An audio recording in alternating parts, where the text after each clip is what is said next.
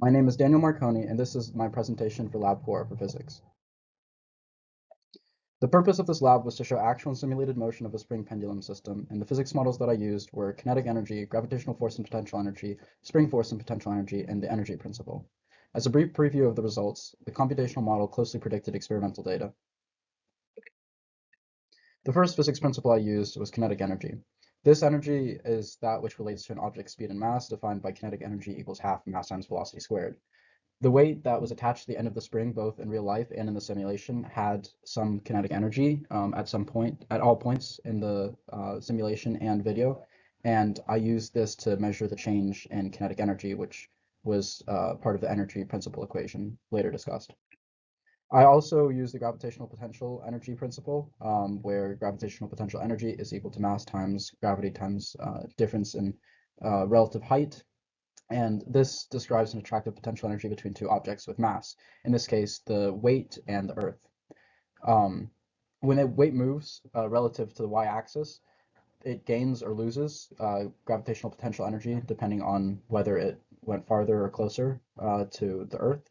And I use this to measure the change in gravitational potential energy, which was also used in the energy principle equation. I also use spring potential energy, which is similar to gravitational potential energy in that it describes a position-based potential energy, but instead of having to do with gravity, this has to do with the spring force and the energy associated with the displacement in a spring. The equation is there, and I use this again also to form part of the energy principle equation. I use the energy principle to describe how the different changes in energy interact with each other. And specifically for the case of the spring pendulum system, there's no change in total energy because no work from the surroundings is applied to the system, meaning that the sum of all changes of energy should equal to be zero.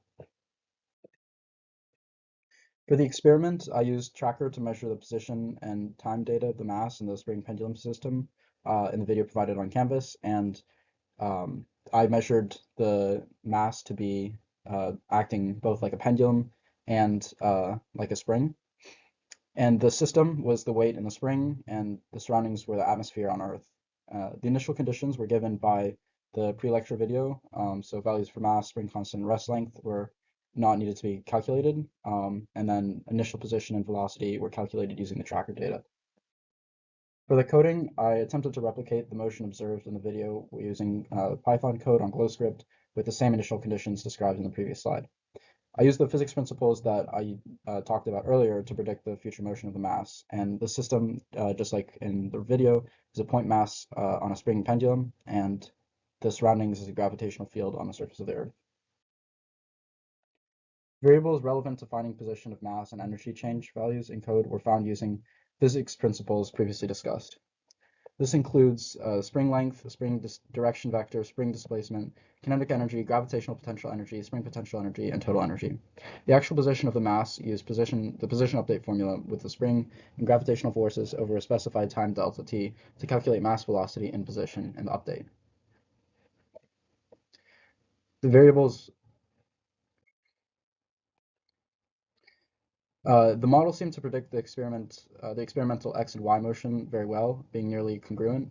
And the x position prediction is slightly better, though, since the y position predictions are a little bit more positive compared to the actual data, but it's still close.